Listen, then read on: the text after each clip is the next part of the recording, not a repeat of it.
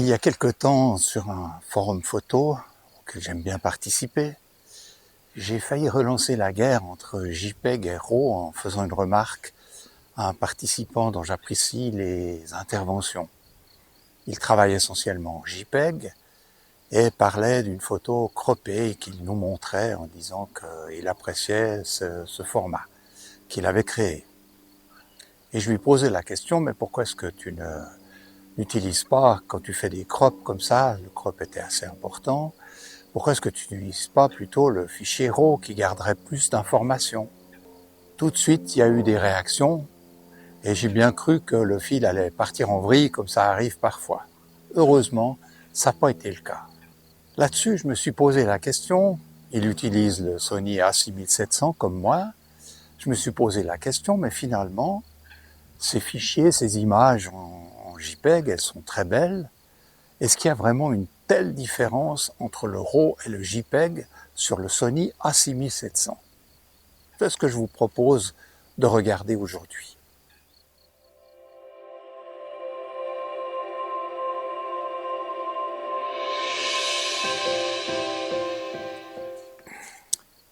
Bonjour et bienvenue dans cette vidéo où je vais donc parler de la différence qui existe entre les fichiers RAW et JPEG du Sony A6700.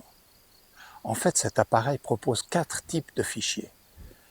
2 fichiers RAW, une fois non compressés, une fois compressés, et puis des fichiers au format HEIF en 10 bits, et puis des fichiers JPEG. Si j'ai bien lu, c'est très difficile, en tout cas j'ai eu de la peine à trouver l'information, les fichiers RAW non compressés sont en 14 bits, et les fichiers JPEG, si mon souvenir est bon, ils sont en 8 bits. Ces différences entre 14, 10, 8 bits, ça évoque un nombre de nuances de couleurs, ou un nombre de couleurs que produit le fichier produit par l'appareil. On va voir si cette différence est sensible et visible, que ce soit en regardant les photos au sortir de l'appareil ou au moment de traiter les fichiers photos, ce que je fais volontiers puisque moi je travaille essentiellement avec des fichiers RAW. Premier essai que j'ai fait, c'est à la maison, j'ai photographié un bout de bibliothèque et je vous montre les fichiers maintenant de ce bout de bibliothèque pour essayer de voir s'il y a une différence entre les 4 types de fichiers dont je viens de parler. Première image, c'est le fichier que je vais utiliser comme étalon, c'est le fichier RAW non compressé. On va le comparer maintenant au fichier RAW compressé. Donc ici à gauche, j'ai le fichier non compressé et ici à droite, j'ai le fichier RAW compressé. Alors la première constatation, ils ont été pris presque dans les mêmes conditions, un treizième de seconde ici, un dixième de seconde là. Donc on est dans des conditions très semblables. Si je compare, très difficile de voir une différence. C'est au point que pour moi, en tout cas, il n'y a pas de différence significative entre les deux fichiers. Et comme ce qui m'intéresse, c'est la comparaison entre le RAW et le JPEG, je vais abandonner l'idée de toujours comparer le RAW compressé et le RAW non compressé. Je vais partir du RAW non compressé pour le comparer aux différents fichiers JPEG que je vais vous proposer. Alors ici maintenant, je vais vous mettre le fichier d'abord, toujours le RAW non compressé à gauche, et à droite, nous avons le fichier HEIF avec l'extension HIF. C'est donc un fichier développé, c'est un fichier qui est utilisé, je crois, chez Apple. En tout cas, on va regarder l'éventuelle différence. Et là, il y a une petite différence en faveur du fichier HIF, c'est que le fichier étant développé, il a été amélioré au niveau de la netteté. On voit ici, il reste un petit flou à travailler dans le fichier RAW, alors qu'ici, les textes, par exemple, apparaissent extrêmement nets. C'est un avantage de travailler avec ce type de fichier. Le travail se fait dans l'appareil de photo. Donc ici, avantage au fichier HIF, parce que par ailleurs, au niveau des couleurs, de la lumière, etc., aucun problème, aucune difficulté. On va maintenant passer ici au fichier JPEG et on va regarder ce que ça donne. Donc au niveau général, on ne voit pas une différence flagrante non plus. Et à 100%, il me semble que le fichier, mais voilà, il est développé, hein, mais le fichier est légèrement, la colorimétrie est différente, un peu plus fade sur le fichier JPEG. Par contre, comme sur le fichier HIF, on a une meilleure netteté parce qu'il y a eu un développement qui a été fait dans l'appareil. Donc, on pourrait dire, là encore, avantage au JPEG. Comme on vient de le voir, hein, c'est très difficile avec ces 4 exemples, ces 4 photos, avec ces 4 fichiers différents, de voir une réelle différence. Il y a un petit peu de piqué qui est meilleur sur les fichiers développés, les fichiers JPEG ou HIF, mais autrement au niveau des couleurs et même au niveau de la netteté, c'est très très subtil. Ça m'a beaucoup surpris, je pensais voir beaucoup plus de différences. Pour cette comparaison avec des différents formats de fichiers sur la A6700, je me suis déplacé dans un endroit que j'aime beaucoup. C'est cet étang que vous pouvez voir derrière moi. Je vais me retirer pour que vous puissiez l'observer plus en détail. C'est un coin que j'aime bien, j'y viens régulièrement, il n'est pas très loin de chez moi. Et là, j'ai la chance d'arriver à un moment où les iris sont en fleurs. Je vais donc essayer de faire une série d'images ici, en prenant chaque fois 2 photos, et pour chaque photo, 2 modes de sortie de fichiers. Une fois les fichiers RAW non compressés accompagnés du fichier HIF, et une fois les fichiers RAW compressés accompagnés du fichier JPG. Et puis on comparera tout ça de retour à la maison. Je vous montrerai ça. Je vous propose de commencer notre comparaison par cette première image. Ici, nous avons donc le fichier RAW, ARV pour Sony, non compressé. Et en face, nous avons le même fichier tiré de la même photo en format JPEG. Très peu de différence, un tout petit peu de différence de colorimétrie, pas que je me trompe de fichier, une petite différence de colorimétrie, si je reviens là et là, on va les mettre côte à côte. Voilà, c'est vraiment, le JPEG est ici, le RAW est ici à droite, donc le JPEG et le RAW. On voit ici un peu plus de couleurs différentes, je ne sais pas pourquoi, un peu plus rouge. Et ici, les blancs sont un peu plus marqués. Je pense que c'est le développement retenu par Sony, le développement standard pour ces JPEG. Autrement, la qualité d'image est identique. Je ne vois pas vraiment d'énormes différences entre les deux. Je suis donc parti de cette image de base et j'ai commencé à la modifier. Pour moi, il était nécessaire de la recadrer, toute cette partie. Il y avait toute une partie ici, en particulier ces arbres, qui étaient de trop, qui étaient de la distraction inutile. Donc, j'ai modifié ces images. On va se mettre en mode développement. Si je mets les deux images en parallèle, donc on a le RAW ici, le JPEG ici, tous les deux développés. Alors on a conservé la différence de couleur ici dans les branchages qui sont un peu plus blancs chez le JPEG. Pour le reste, on est très semblable. Il y a des variations de colorimétrie que j'arrive pas à rattraper d'ailleurs, mais ça n'empêche que autant du côté du JPEG que du RAW, on a deux très jolies images, tout à fait respectables, et je trouve que le développement que j'ai pu faire sur le JPEG est vraiment tout à fait extraordinaire, Si je compare l'image JPEG originale avec l'image JPEG retravaillée, on voit que c'est tout à fait respectable et que ça ne pose pas vraiment de problème. Pour moi, c'est un peu une surprise. Je ne pensais pas qu'on avait autant de latitude de développement entre une image JPEG de base et une image retravaillée sans que ça pose de problème d'artefact. En tout cas, pas que j'ai pu constater à aucun moment.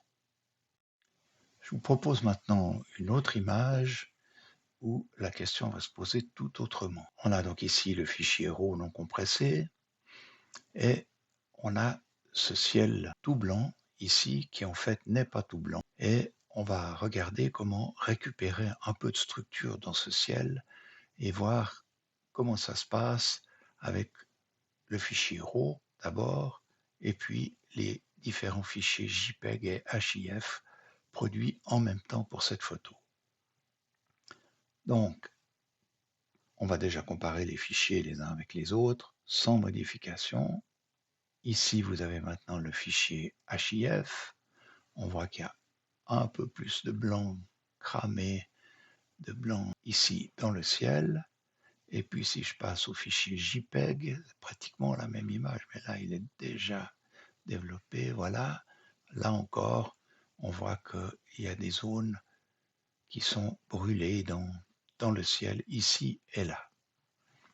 Donc, je vais revenir sur mon fichier RAW et je vais essayer d'appliquer une correction qui me donne un peu de structure dans ce ciel. Là, on est avec un ciel, c'est peut-être même déjà un petit peu exagéré, mais qui a retrouvé la structure qui était la sienne au moment où j'ai pris la photo. Si j'applique exactement les mêmes réglages ici, par copier, eh bien, je me trouve avec une image. On va mettre l'autre ici, en référence. Alors, les fichiers développés ici, le HIF, en tout cas, est un tout petit peu moins coloré que le fichier RAW d'origine. Ça, c'est un choix de l'appareil dans son développement qu'on peut modifier, bien entendu. Si je vais maintenant dans le ciel pour voir ce qui s'est passé, on avait des oiseaux là qui volaient et qui laissent des traces bizarres. Mais en tout cas, avec le fichier HEIF, on n'a pas de difficulté particulière. Peut-être ici, je viens là, on commence ici à avoir des zones qui posent un petit peu problème, mais c'est vraiment pas bien grave. Je vais vous montrer ce qui se passe si j'exagère la correction du voile. Alors là, on commence à avoir très sérieusement des artefacts un peu partout dans le ciel. On les voit ici en particulier, mais ça reste encore assez acceptable. Je ne sais plus à combien on était, autour des 30, je crois.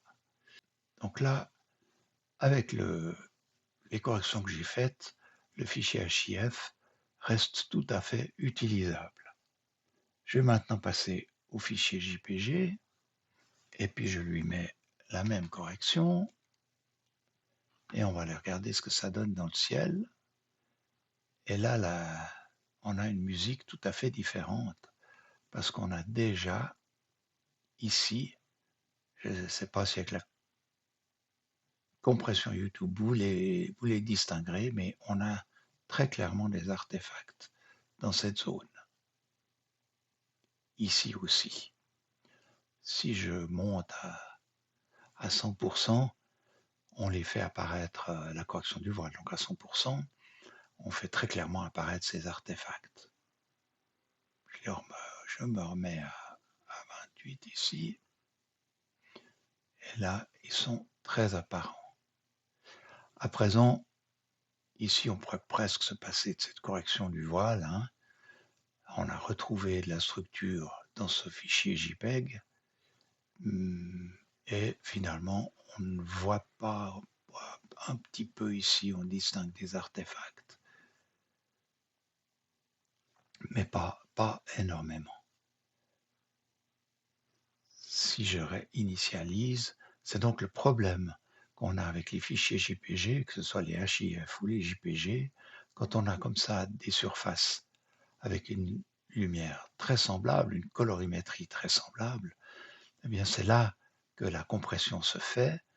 On décide que deux pixels qui ont la même couleur ou toutes proches n'en font plus qu'un, et on fait ça par groupe de pixels. Et évidemment, plus la zone impactée est grande, eh bien, plus si je corrige ça, plus ça va se voir au moment du développement qu'on a rassemblé des pixels et l'image présente très très vite des artefacts. Maintenant, je vais vous montrer quelque chose qui m'a beaucoup surpris. J'ai pris une autre image quelques minutes plus tard, il faut dire. Avant, j'étais ici en bas, et puis je suis remonté un petit peu dans la pente et j'ai pris cette photo. Quelques minutes plus tard, le ciel paraît semblable au précédent, quoique même sans développement, on aperçoit un peu plus de structure. Eh bien, regardez ce qui se passe quand je mets le même traitement que la photo précédente. Et si je vais regarder le ciel, eh bien, il n'y a pratiquement aucun artefact. Pourtant, il ne semble pas qu'il y ait une immense différence entre les deux images. Alors celle-ci est prise à 1/60e, ça veut dire qu'il y avait encore un peu plus de lumière, globalement en tout cas, mais et à 30 millimètres, c'est l'autre différence, mais en tout cas, aucun artefact, et je vais vous montrer maintenant si je mets de la correction du voile, commence à y avoir un petit peu des artefacts, mais vraiment de manière extrêmement légère. Et là, la correction du voile est largement exagérée. Là où il y a un problème, c'est ici. Ce problème-là, on voit bien qu'ici, on n'a aucune information dans l'image. D'ailleurs, c'était ici, si je reviens en arrière, qu'on nous montrait que l'image ici était brûlée et que dans les blancs ici, il n'y a aucune information. Ça, c'est clair que c'est irrattrapable. Par contre, encore une fois, si je recopie les réglages que j'avais ici sur cette image, alors j'ai récupéré un tout petit peu d'informations, mais là c'est quand même totalement blanc. Il n'empêche que malgré ce petit défaut-là, si je vais ici regarder le ciel, dans lequel j'ai récupéré quand même pas mal de structures, eh bien, c'est pas parfait, mais il n'y a pas les artefacts qui apparaissent, comme c'est le cas ici.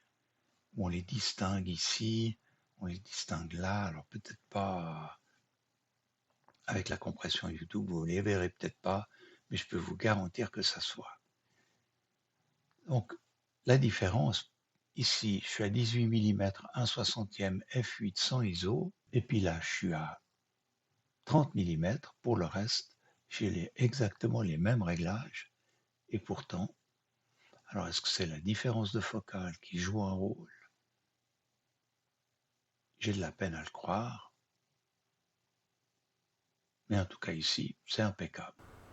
Après avoir étudié ces différents fichiers, la différence entre les RAW et les JPEG, je continue à être surpris de la qualité des JPEG produits par le Sony A6700.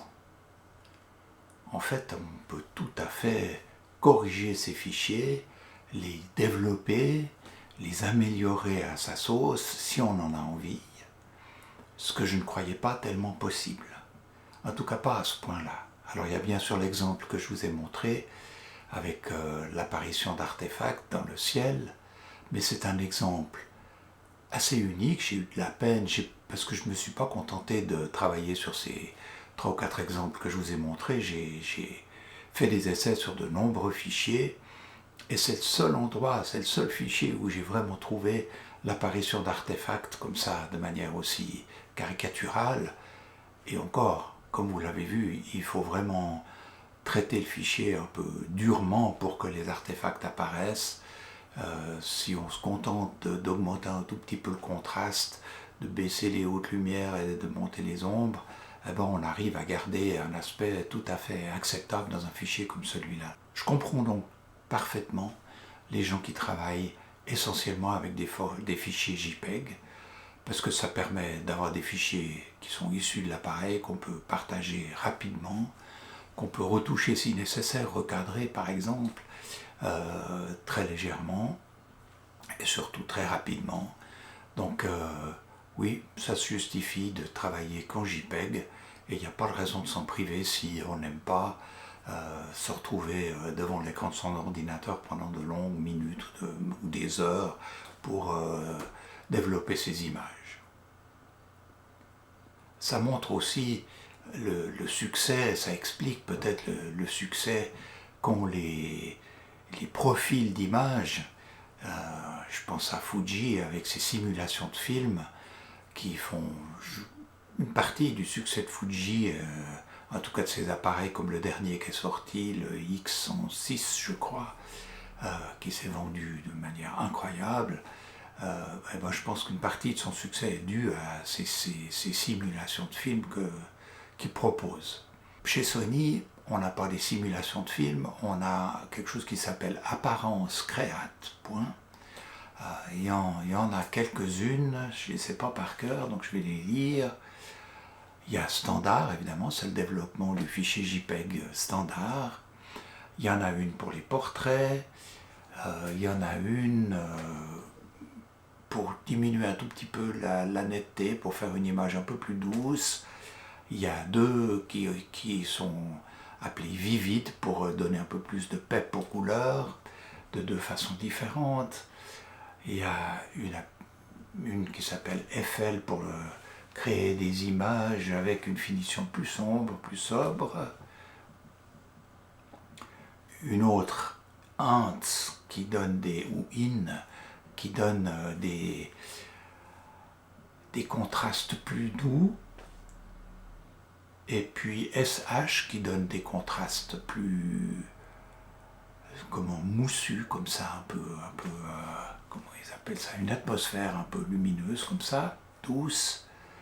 Et enfin SE pour effectuer des prises de vue en mode sépia. Il y a même un mode de vue black and white pour le noir et blanc. Donc si on veut utiliser ces fichiers qui s'appellent apparence créative chez Sony, on peut même les personnaliser et ainsi faire ces photos et les avoir à disposition immédiatement sans avoir besoin de les retravailler comme ce serait le cas pour des RAW. Pour ma part, je vais continuer à travailler avec le RAW parce que c'est comme ça que j'aime faire de la photo. J'aime être dehors, choisir mon cadrage, ma lumière, essayer de faire au mieux. Mais j'aime aussi, quand je suis rentré à la maison, regarder mes fichiers, me dire, bah, tiens, avec celui-là, je vais faire ceci ou je vais faire cela, avec la plus grande liberté d'action possible.